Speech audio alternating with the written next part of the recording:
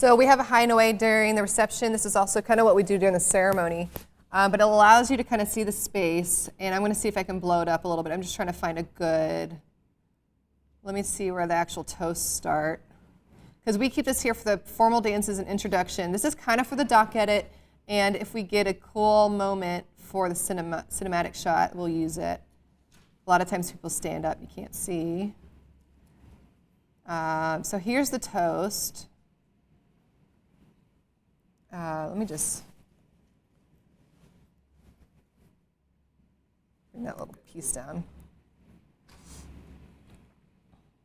So our light setup, I actually don't see our second light.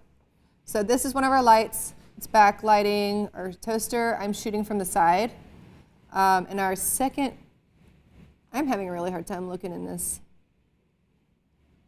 Here's the couple.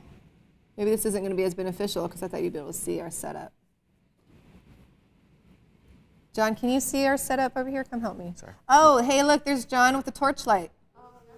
So he's about to help light this guy because he's standing in the dark. Sir, what were you asking? Well, I was looking for a second camera for, oh, those are two cameras. Okay, I must be on the toaster, and maybe that's on the couple. So literally just that right angle corner is really all you need. But this guy was walking around, so that made it hard. So this is just a safe shot, but it's really pretty. And I'm sure our other light, I don't know. Did he take the microphone off the stand? He did, but I don't know where our other light is. I thought our other Dita, oh, this is it right here. That's our switch. Yeah.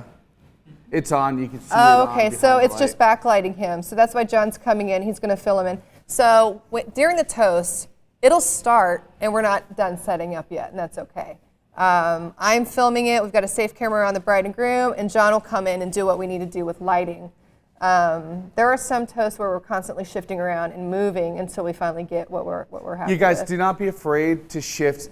What you start with is not final. And the thing is, you may think to yourself, well, the start of the toast didn't look good, so why bother making the rest of the toast look good? The first part of the toast is usually some of the fluff. They don't get to the meat of the good sound bites until like midway through or later. So definitely feel encouraged or feel inspired to make your toast setup better and better. You know, there's often times it's not even halfway through toast until we find like the right angle for everything. Yeah. And so we're continuously looking, trying to figure out a way to make it better with lighting. Kaye's on a monopod getting other shots, and sometimes she's on a monopod.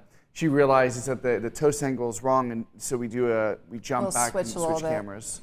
And the light that is next to the band, our Ditos, are on the couple, so they're well lit when they come onto the dance floor. And then I move, I think. So I think that was just the welcome. I think that's why we didn't have her. Yeah, maybe. We really try harder for the toast. So I tell you guys, I'm off to the side. I know, right? She's not happy. So she wanted, I forgot what song she actually wanted, but they thought it was a Beyonce song. Actually, let me just. Yeah, the band they found another song with the same name. And like it was totally random, and like, and keep in mind, did you tell them she was feeling sick? She had diverticulitis. Yeah, she was feeling really sick. So, yeah. But I'm shooting towards the crowd. You see the decor, you see the flowers. If she had a nice expression on her face, it'd be so beautiful. And I went ahead, because I'm on monopod, John's on Ronin, and since we have a safe camera rolling, if they wanted a doc edit of their formal dances, we don't give it anymore. That was still rolling, so I moved, and I wanted to get a quick shot with more depth, with some foreground of some people. And that actually turned out really nice because she finally started to cooperate and just danced even though she hated the song. And it only lasted a few seconds because then she stops. So this is 7200. I must be on a tripod. Yeah, we saw you before. You're on a tripod. Yeah, well, I couldn't really tell. Usually the first dance you're on a tripod. I am now. I used to be on monopod, but I do like the 7200 because it just adds the compression. Let's see, it says father-daughter dance. Hey guys, can I say something that might not be obvious? If you don't shoot enough footage to create a doc edit, you can't sell one. So sometimes it's almost like doing spec work. Even if you're a solo shooter, having a safe shot and then just kind of like following on your camera, you can create a 2-camera edit for a doc edit for the couple. So even if they didn't pay for one, you have this 2 angles. You can always sell one after the wedding and then make more money and then create the edit. So I guess that's kind of my question about the toasts. So in that situation where you like the tip half the toast to adjust, did you just not even offer it? Like No, we'll the give dock edit can be rough. The dock edit doesn't have to be perfectly lit. Like, I'm not going to show camera movement when we're changing positions in the dock edit because we have other cameras rolling. That's why we have, again, that high and away. If both cameras are down, we can just cut to that for the dock edit, and then we reset up. But the highlight film obviously only gets like when it's finally a good shot. Yeah. So the highway isn't rolling for the entire reception, just for Not the entire reception. Just the introduction, formal dances, and toasts. Anything that they might want a dock edit of. Sometimes it does the hora. We'll keep it on for the hora. Oh, yeah, it's a cool shot. Because that's too, a the really hora. cool shot, especially when people are being lifted up into chairs. And you might get an angle that you might miss being a little bit closer. And if you guys start doing a high and away, don't just put it on the dance floor by the speaker. The why it's so beautiful is because it's further. It's Show a the different. shot. It's a different perspective. You see the room. It's just. Yeah, Yeah. I'll stand in the middle of the dance floor, and Kaye will kind of give me a thumbs up when she's focusing on me. Yeah, and then we'll just leave it rolling. Probably, Yeah, I mean, when maybe, it's but that far away, I feel like 2.8 is okay. That far it's like away when and you're that wide. closer, it's going to be shallower, but that far away is okay. We're in a Catholic church. I'm still on Ronan in the back. We're very limited on what we can get. We chose to be on the ground floor instead of the balcony. I'm kind of thinking maybe we should have been in the balcony. But actually, now that I think about it, I don't think we could get a center shot in the balcony. We were going to be forced to be off to the side anyways because there was like maybe an organ or something. But so this is, let's see. So we have the wide camera that we put into the middle that we have to end up going to the side. To change lenses, get a little bit tighter eventually. I guess this is where the wide angle. John, that's so bad. Do you see the shutter? Oh, yeah. It's really bad. So what John's doing, he's on a camera also just right next to the wide camera. This is how he gets the processional because we can't get up front. We can't really go anywhere. And this is what I'm doing on Ronan. So I'm literally back to back with John. So all 3 of our cameras are like right next to each other. We're all just in the back row, all kind of standing next to each other. And I'm literally just following them in. But I feel like once you see where they're walking into, unfortunately the photographer is in my shot, I felt like there wasn't a lot of flexibility because we had a lot of gear on our side, so it only made sense for him to be over there. But from here on, I feel like it's kind of a cool shot that could be in the cinematic film, more so with the bridal party or the groom. So when the groom walks in, I mean, that's a great shot too, past the photographer, and then that's another option. So I kind of rotate around into the aisle, even though I don't think I was kind of supposed to. And then I do that for the whole bridal party. This is the Ronin, what I'm on, yeah. So I always try to do a gimbal during the processional. I actually followed these. This was just so cute. We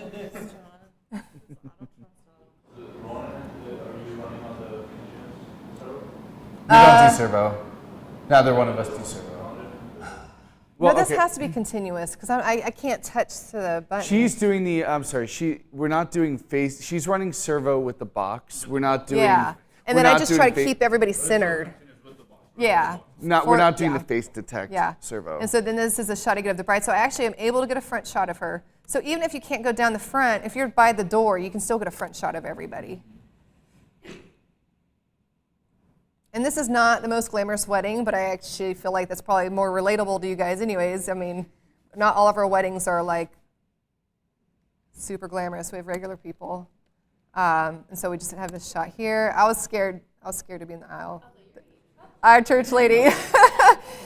Yeah. And then I put the Ronin down and then I pick it back up when they come back. Now the lighting here is so bad. It's not like we can set up a light in church. Hey, you guys want to see if I can color correct this? I kind of want to see if I can color correct this. Well, it's not even just the fact that like, even if this was a high-end wedding, there's often times when even with like a larger budget wedding, the bride will still want to get married in the church that she grew up in. And like it could be a really decked out reception, but a very plain looking church. Yeah. You know, that church like just like yellow like that the entire time. I Well, mean, this is particularly bad because there's no lights here. Let's bring up the midtones. Let's bring up. I'm going to bring the red to touch, but then I'm going to bring down the danger zones. Oops.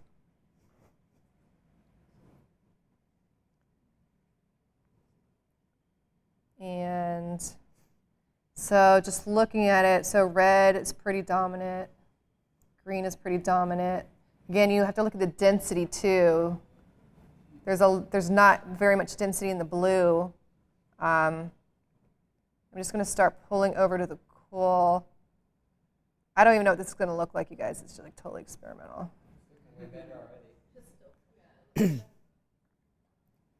do we do the giveaway where Kaye will edit one of your wedding films? Did we forget to do that one? So did I bring the blacks down? Let me balance that green down a little Oh, bit. looks a lot better already. Red down a little bit. And I'm going to bring the midtones up again. And I feel like the blacks, I think I need to bring down the blues and the shadows too, because it kind of reduces the saturation too in that color. I'm going to I'm bringing up the shadows, and you can see the shadows are uneven. And then I'm going to try to even them. Even though I brought them up, I'm just trying to lighten the image, but then I need to balance the blacks again. Because they were so crushed, I couldn't see that they were uneven. So you're bringing up the brightness of the shadows in order to get them. Like a neutral black. So that could be passable. I think I could still probably bring out reduce some of the orangey skin tones. I would have to play with it a little bit more. You would just use luminescence to bring the orange down. Actually, I played with it. I don't think luminescence would be a good idea. So right now I'm playing with the saturations like here. So I thought I saw green tones in it, maybe not. I can also add a little noise reduction later, but that's way more usable than it was. So anyways, that was a fun. Do y'all film the recessional? Do we what? Film the whole recessional? Recessional. So if we're not in a hurry to get to the next location, maybe. But really, if we're in a hurry to pack up, we'll start packing up after the bride and groom recess. And we might leave the safe wide camera rolling. That'll just be the last camera we pack up. So that becomes the only shot you have. Yeah. We've had a couple of people come back and ask, but it looked great, so. Yeah, I mean, the recessional is just like a formality to get everybody off the stage. So I feel like it's like, as long as you got them going up, I don't know if you really need it. Unless they have special music coming down, like coming out, then they might want to hear the music if they have a musician. In those instances, I do try to, if we have the audio, I can even just extend just the audio if they just want to listen to the song. But, I almost forgot. Okay, this is actually a really cool little tip. So I was going through and getting all my detail shots. I think people might have still been in the room, so I'm like, I get low, so I shoot up so I don't see people in the room. But as you can see, the ballroom lights are on. So I have my torch LED lighting the side. So I never have it right behind me. I don't want the light at me. I want my light over here so I get that nice dimension. And so that's what I'm doing with everything. My light is on this table. It's over here pointing this way. But as you can see, so I can do all my shots. Then I'm like, you know what, this isn't as pretty as I thought it would be. It's like not as pretty as it is in person. And then I realized, I asked the coordinator, the planner, I was like, can you turn off the lights in the ballroom? And then suddenly I'm getting this. Yeah. And you're like, oh, I have to do all the detail shots again. Okay, hang on a second. And the people are about to come in. So I just totally forgot. Because the photographers didn't ask for the room lights to be dim. A lot of them do, so I don't think about it. But if they don't, go ahead and ask. Usually the planners and the venues are happy to do it. They're like, yeah, sure, let me turn off the lights. And so with my key light, suddenly the candles pop. Off completely. Yeah. Well, or maybe like 3%, 5%. Sometimes it'll do. And so here's the head table. It's a little dark. It's the same thing for like formal dances. If you think the formal dances or the area looks bad, it's usually because the overhead lights are on. Yeah. So like I said, I did all the room shots and decided to redo them all. And for the formal dances, do you ask, because like, say it's like a massive space, do you ask for everything to go off, or? No, if there's a chandelier, I Chandelier's like the on. chandeliers on because that's pretty. Can lights go off. Really, that's the only thing that's a problem is can lights. Find people in the craziness that know exactly where things are. Well, the idea is to get them off beforehand. You want them off before the introductions. I mean, that's Yeah, something that's before also people to come in, communicate because with it the kind of sets the planner. mood anyway. I think they turn them off. Most of the time, they turn them off for people to come in because they want to set the mood, especially if there's like candlelight. But if they're on, I mean, sometimes I just grab a server and I'm like, hey, do you know how to turn off the lights? They don't know how to do it, but they'll go find someone who does. Yeah, so either a venue person or the planner will help. And also, make sure you're talking to the band, because sometimes the bands will have huge racks of lights that are just facing the crowd because they want the crowd to be lit. Ask the band not to put the lights on for the formal dances or the toasts. They can do whatever they want once the party starts. Something else, so if you want to see dancing footage with our lights, let's see, that's John's on the stage with the Ronin. But you can see people over here are lit by our lights. And that's one of the reasons why I want those front lights next to the band. They have a nice clean white light on them. Did y'all decide you didn't like the Ronin? Go back to the last shot. The Ronin S. Go back to the last shot. um, What I was just going to say about before, one sec, Matt. If we only had one light in the corner, then the other light in the other corner, that's good for kind of just like intermittent dancing footage. But both lights kind of washing over the front of the stage gets these types of shots where everyone is kind of illuminated. And again, you don't want to flood too much light on them, but just enough to kind of make them pop. And this band actually had white lights, at least in this shot. So they're lit by their own lights, and it just happens to be a white light like ours is. And so this shot actually is really beautiful. We never got used to the Ronin S. The Ronin S was, for me, it's a little more shaky. And you can't do multi-axis stuff. Yeah, we can't do multi-axis stuff. The people love the Ronin S because they love to do walking shots. But I find that walking shots just don't really look good. And the reason is because, when you're looking at your own footage, you're seeing, you know what I mean? You're seeing the steps in walking shots. Some walking shots are good, but really when it comes to even the walking shots, I'm always trying to turn like this. If you can do 2-axis movement while walking, you don't see the steps. In this shot here, you can see the brunette here, even the blonde. You see a hair light on her, and their faces are lit. Those are two different lights. Those are our lights coming down on her.